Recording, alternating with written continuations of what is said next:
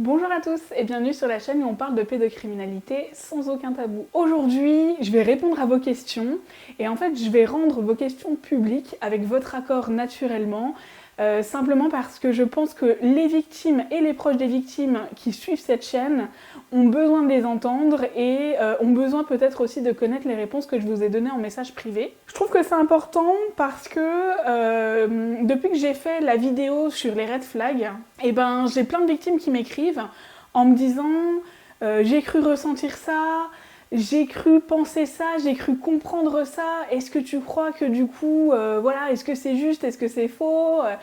Et clairement, c'est ce que je leur ai à chaque fois répondu, ce qu'on ressent, ça peut pas être faux, dans le sens où si quelqu'un vous dit quelque chose qui vous heurte, alors peut-être que vous l'avez mal pris, parce que voilà, avec votre vécu ou autre, c'est normal.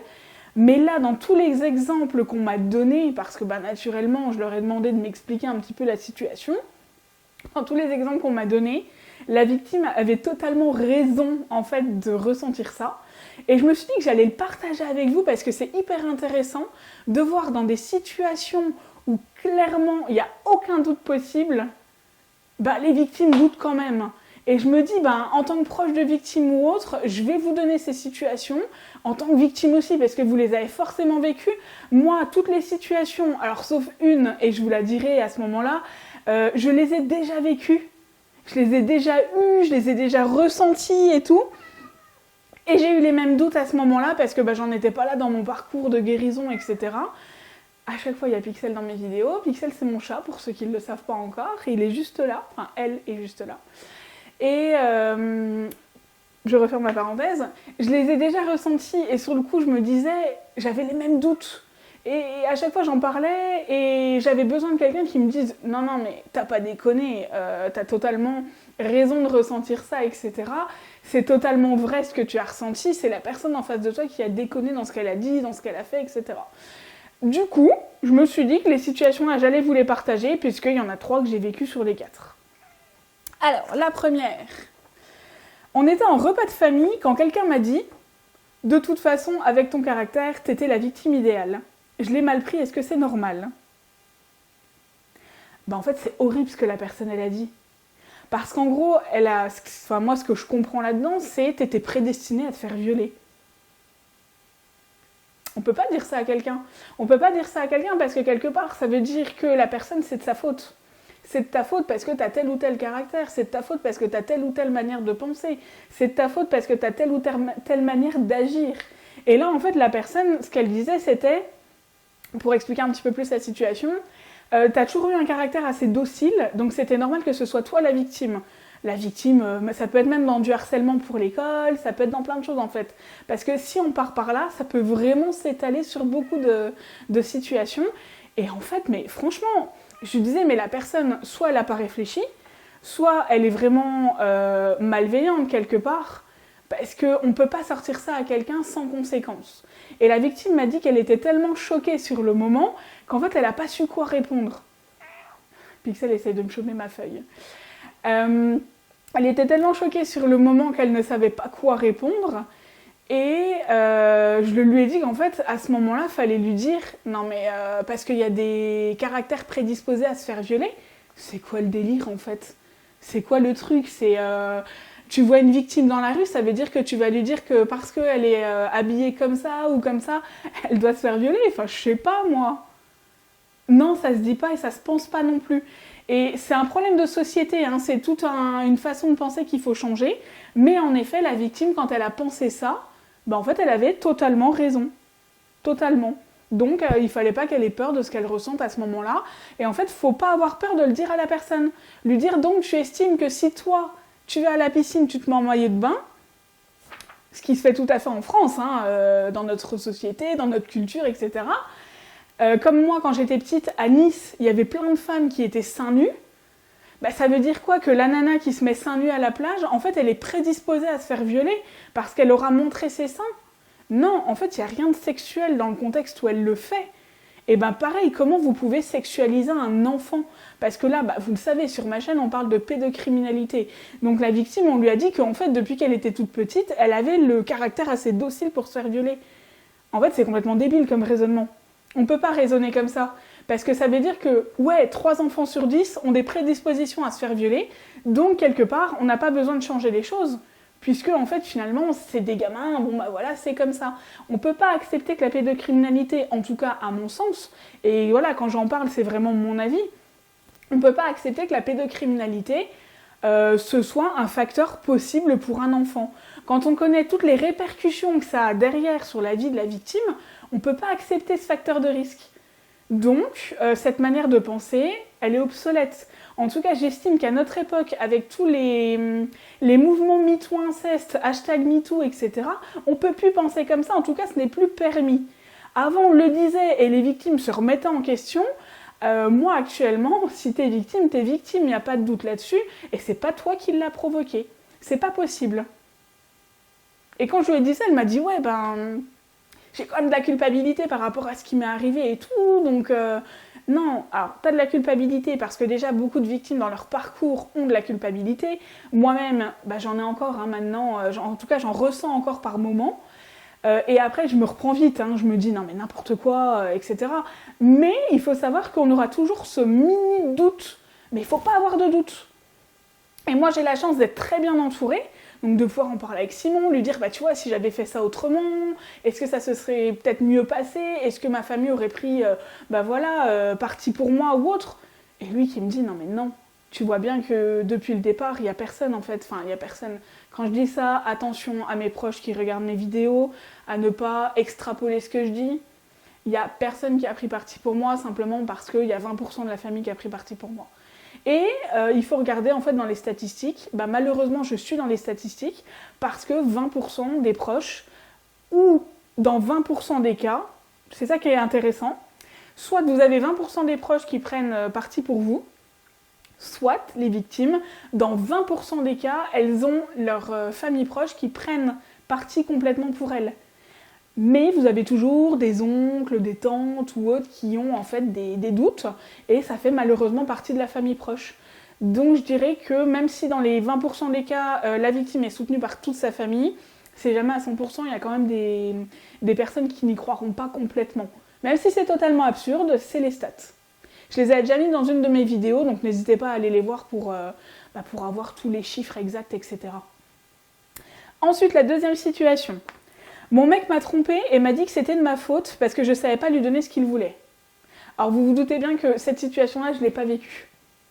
Mais moi, je la vois d'un point de vue extérieur et je lui ai demandé en fait exactement de quoi elle parlait. Et elle me disait qu'en gros, son mec, il trouvait qu'ils n'étaient pas compatibles à ce niveau-là. Et je lui dis, ton mec trouve que vous n'êtes pas compatibles, est-ce qu'il t'a déjà exprimé clairement ce qu'il voulait? Et est-ce que toi, tu lui as déjà exprimé clairement ton refus? Elle m'a dit, non, parce qu'en fait, clairement, il m'a jamais expliqué exactement.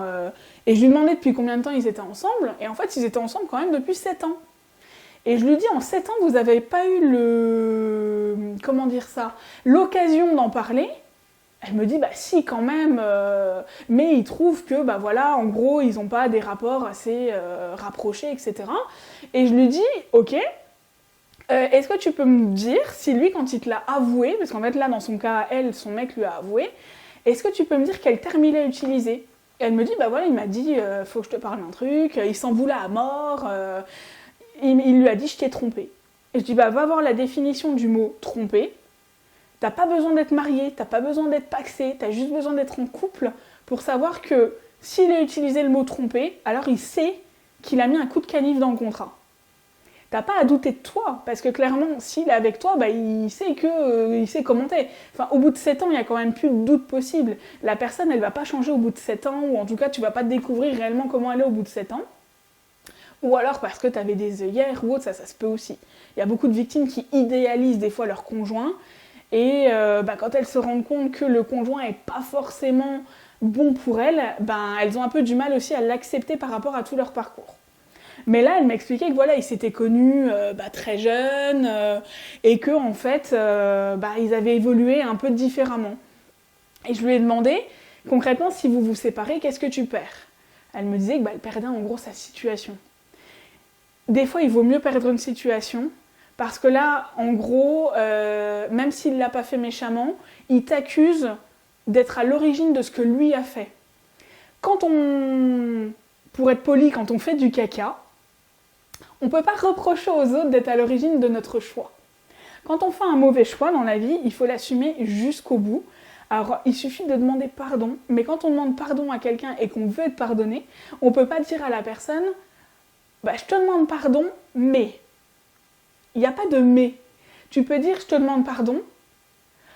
Par contre, si je puis me permettre de te le dire, j'ai complètement fait quelque chose qu'il ne fallait pas, pour ne pas utiliser de gros mots, mais en fait j'avais mes raisons, je suis malheureux dans notre couple, etc. Ok, mais tu peux pas dire je t'ai trompé parce qu'en fait je savais pas, tu savais pas me donner ce que je voulais. Ça marche pas comme excuse.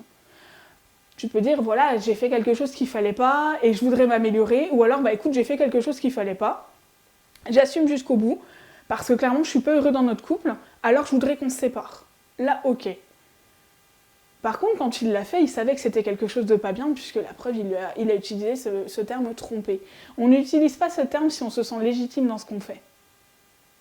Moi, c'est comme ça que j'ai réagi. Vous me direz ce que vous en pensez, mais pour moi, quelqu'un qui vient te voir en te disant « je t'ai trompé », le terme « tromper », il est révélateur. Et quand on en a discuté, je lui ai dit « vois si vous avez encore du parcours à faire ensemble et tout, mais être célibataire n'est pas une maladie. » J'ai été très longtemps célibataire avant de me mettre avec Simon. Voilà, c'est demain, on sait très bien les deux, et c'est ça que je trouve super, c'est qu'on est ensemble par choix. On n'est pas ensemble parce qu'il m'apporte ça, et puis j'ai peur de le quitter parce que non, j'ai envie d'être avec lui, je l'aime, et je suis pas avec lui parce qu'il m'apporte une stabilité au quotidien ou autre. En fait, ça marche pas comme ça l'amour. Et je trouve que là, du coup, leur couple, il fonctionnait pas sur les bonnes bases. Par contre, comme je lui ai expliqué, je ne suis pas dans leur couple. Donc je ne peux pas savoir exactement ce qu'il s'y passe au quotidien et je ne souhaite pas le savoir parce que ça ne me regarde pas. Mais il y a plusieurs questions quand même à se poser. Dites-moi ce que vous en pensez. La troisième situation, ma famille m'a dit qu'ils étaient autant victimes que moi parce que j'ai ouvert la porte d'un secret et qu'ils en payaient les conséquences. Ils ont d'ailleurs ajouté que j'étais chiante parce que s'il l'invitait lui, il ne pouvait plus m'inviter. Alors c'est une victime qui a parlé il y a 2-3 mois, qui m'a dit ça. Et je lui ai dit, tu te rends compte quand même que ta famille t'explique qu'en plus déjà de ne pas prendre parti pour toi, parce que moi, excusez-moi, mais s'ils continuent d'inviter l'agresseur, c'est qu'ils prennent pas parti pour la victime. Moi je continue pas, moi j'apprends qu'un de mes proches est pédocriminel, je ne veux plus le fréquenter, je ne veux plus rien savoir de lui, et si je peux aider la victime dans son combat, je le ferai. Alors c'est peut-être parce que j'ai vécu ça, mais quand on voit la réaction de certaines de mes cousines par rapport à certains de mes proches, waouh! J'ai certaines de mes cousines qui, moi, durant tout mon parcours, sont encore d'ailleurs, parce que c'est toujours au présent, des soutiens mais inestimables, pendant que d'autres qui étaient beaucoup plus proches de moi ne m'ont pas du tout soutenue. En fait, je pense que la famille, alors ce qu'elle comprend pas, c'est que oui, le secret a été rompu par la victime, mais la victime n'a pas du tout à culpabiliser, parce qu'en fait, c'est normal d'aller dénoncer quelqu'un pour meurtre, c'est normal d'aller dénoncer quelqu'un pour vol, c'est normal d'aller dénoncer quelqu'un pour pédocriminalité. Le comportement inverse de cacher un pédocriminel, c'est pas normal. De l'aider à cacher ses crimes non plus. Parce que dans la pédocriminalité, on parle bien de crime, on parle pas de délit ou autre. On parle pas de quelqu'un qui a volé une sucette. On parle pas de quelqu'un qui a volé 1 euro. Déjà, les exemples ne sont pas bons, parce que on vole pas 1 euro, ça reste un vol. On vole pas une sucette, ça reste un vol. Vous imaginez bien un pédocriminel ce qu'il fait. Faut le dénoncer, c'est obligé. Vous pouvez pas dire que vous soutenez la victime si derrière vous aidez le pédocriminel, c'est pas possible. En fait, les deux ne vont pas ensemble. Et quand je l'ai expliqué à la victime, naturellement, elle est au début de son parcours, elle peut pas... En fait, c'était hyper intéressant parce que c'est exactement les mêmes questions que je me suis posées au début, la même culpabilité que je ressentais, à me dire j'ai pété la famille. Moi, perso, j'ai jamais cassé ma famille. C'est lui, quand il a décidé de faire ça, qui a cassé la famille. Et d'ailleurs, j'étais pas la seule, je suis juste la première à avoir parlé. Mais j'étais pas la seule. Donc en fait, c'est ces actes qui ont simplement eu comme conséquence de briser la famille. C'est tout. Aucun doute à avoir là-dessus. La dernière situation, j'ai des douleurs pas possibles dans tout le corps depuis 1 an. Mon médecin traitant dit que c'est dans ma tête, qu'en penses-tu? Alors ça, je l'ai déjà vécu avec un médecin, où je disais au médecin, j'ai mal à tel endroit. C'était pas mon médecin traitant, heureusement pour moi, qui me disait, non mais c'est dans votre tête. Puis il faut savoir que les femmes, on est beaucoup moins écoutées par les médecins que les hommes. Quand une femme va vous dire qu'elle a une douleur de 8 sur 10, le médecin va estimer immédiatement, ou en tout cas dans la majorité des cas, et malheureusement c'est une étude qui a été menée et prouvée, et encore là on parle d'une femme blanche. Dans le cas où la femme n'est pas blanche, c'est encore pire. Quand vous êtes une femme blanche et que vous dites à un médecin que vous avez mal à hauteur de 8 sur 10, le médecin dans sa tête va se dire que c'est du 6 sur 10. Il y a eu plein de cas comme ça aux États-Unis où il y a des femmes qui, après leur accouchement, se plaignaient de douleurs ou en fait de symptômes qui annonçaient des prééclampsies, etc. Et elles n'ont pas été écoutées par le médecin. Et à un moment donné, il y a une femme noire qui racontait, elle était en fait avec sa belle-fille, parce que son fils ne pouvait pas être là à ce moment-là. Sa belle-fille a commencé à se sentir mal. La médecin qui était là, la sage-femme, elle lui a dit... Oh oui, non mais c'est pas trop grave, c'est bon, c'est parce qu'elle vient d'accoucher, elle est épuisée, elle a mis 24 heures à accoucher, etc. La belle-mère a senti que quelque chose n'allait pas du tout. Elle est allée, en fait, elle est tombée sur une médecin noire. Elle lui a expliqué la situation. La médecin est venue tout de suite, elle est intervenue. Et en fait, elle a sauvé sa belle-fille, qui était en train de faire une infection du placenta, etc. Et c'était hyper intéressant parce qu'une femme blanche qui vous dira qu'elle a une douleur de 8 sur 10, on l'estimera à 6 sur 10, mais une femme noire, on l'estimera à 4 sur 10. Et c'est ça qui est hyper intéressant. Les victimes, quand on sait qu'on est en stress post-traumatique et qu'on parle de nos douleurs, elles vont forcément être minimisées, alors que si on les ressent, c'est qu'elles existent. Et j'ai expliqué à cette victime qu'elle pouvait exister de 3 manières. La première, soit elle a réellement une maladie ou quelque chose dans son corps, et faut faire des examens plus poussés pour trouver ce que c'est. Et c'est pas parce qu'en faisant une radio ou une prise de sang, vous trouvez pas ce que c'est, qu'il n'y a rien. Il faut aller peut-être plus loin dans les examens. Et on est en France, donc on a quand même un système de soins qui, même s'il est critiqué, est quand même pas mal dans ces cas-là. Et c'est pas comme si ça allait coûter énormément à la victime d'aller faire ces soins-là. Et j'estime qu'après ce qu'elle a vécu, elle a quand même le droit de prendre soin de son corps, soin d'elle, et ça lui fera aussi du bien dans sa tête de découvrir ce qu'elle a réellement.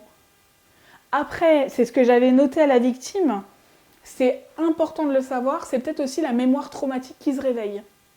Ça arrive des fois, moi je peux être en train de cuisiner, je peux être en train de regarder la télé, ça arrive à n'importe quelle heure de la nuit et du jour, dans n'importe quelle situation, où j'ai des douleurs qui se réveillent dans mon corps, mais des douleurs, j'ai l'impression qu'on me plante un couteau, ou alors qu'on m'arrache un bout, c'est terrible. Et il y a même des fois où j'ai un objet dans les mains et je le lâche. Je le lâche tellement j'ai une douleur dans la main, ou c'est ma mémoire traumatique qui se réveille, simplement parce qu'en fait cette douleur-là est due à quelque chose que j'ai vécu. Et à ce moment-là, j'ai ressenti cette douleur, donc c'est juste ça. C'est mon corps qui se souvient. En fait, j'ai un souvenir dans ma tête, donc mon corps se souvient de la douleur que j'ai ressentie à ce moment-là. Cette douleur que j'avais enfuie dans ma mémoire, etc., mon corps me la ressort. Ensuite, j'en ai déjà fait une vidéo, ça peut également être des douleurs fantômes. C'est des douleurs que j'ai ressenties à un moment donné, etc., et en fait qui se réveillent. C'est pas des douleurs réelles, mais c'est des douleurs que dans ma tête, ou en tout cas dans mon corps, je ressens. Alors, elles ne annoncent pas une maladie ou autre, loin de là. Mais c'est des vraies douleurs. Ça veut dire que des fois, je vais pas me sentir bien. Et on en parlait avec Simon, parce qu'il y a des fois où je suis vraiment comme ça. Et en fait, j'ai vraiment, mais dans le lit, je suis vraiment quasiment prostrée. Parce qu'en fait, j'ai mal vraiment partout. Et ça monte dans les cervicales. Ensuite, ça se transforme en migraine, etc. Et... des fois, j'ai même la main que je suis obligée de laisser vraiment comme ça. Et il me demande ce qu'il y a. Et je lui dis, mais j'ai des douleurs. Et rien que de vous en parler, j'ai des douleurs que je ressens. Et en fait, ça vient d'un seul coup et ça vous envahit le corps et vous avez mal dans tout le corps. Mais c'est simplement parce que quand je vivais ça, dans votre corps d'enfant, ça fait tellement mal de subir les assauts d'un pédocriminel que c'est des douleurs que vous n'oubliez pas. C'est des douleurs qu'on ne peut pas oublier et du coup c'est des douleurs que j'appelle des douleurs fantômes parce qu'elles n'existent pas vraiment mais c'est ça. C'est comme dans le deuxième cas, la mémoire se réveille et en fait on ressent ça. Alors des fois c'est plus ou moins fort mais il faut quand même vivre avec au quotidien. Alors j'espère avoir répondu à ces questions ou en tout cas les victimes m'ont dit que ça leur avait fait énormément de bien d'avoir les réponses. Alors j'espère qu'en tant que proche de victime ou victime, vous trouverez des réponses dans cette vidéo et que vous arrêterez de culpabiliser ou pire, que vous arrêterez de ne plus vous faire confiance. Si vous ressentez quelque chose, c'est que ça existe. Retenez juste ça. Si vous ressentez quelque chose, ça veut dire que ça existe, dans le sens où si vous sentez une agression, c'est peut-être la manière dont ça a été dit, c'est peut-être la manière dont ça a été fait, mais vous pouvez aussi dire à la personne en face de vous non, la manière dont tu le fais ou la manière dont tu le dis, moi je l'interprète comme ça. Alors peut-être que vous vous tromperez et du coup la personne remettra tout de suite en disant non, t'inquiète pas. Mais en tout cas, n'ayez plus de doute sur le fait que quelque chose soit bien ou mal. Si voilà, on vous dit ouais, t'es chiante, quand on l'invite, on peut plus t'inviter, le problème c'est pas vous là, c'est elle dans ce qu'elle est en train de vous dire, parce qu'elle est en train de vous faire un reproche. Ne doutez pas de vous là-dessus. En tout cas, dans les situations-là, ne doutez surtout pas de vous et de votre légitimité à ne pas vous sentir bien ou à être en colère. Si jamais vous avez besoin, n'hésitez pas à me contacter, soit par Messenger sur la page Facebook, soit par mail à lesmotsdusilence@gmail.com. Je vous dis à bientôt.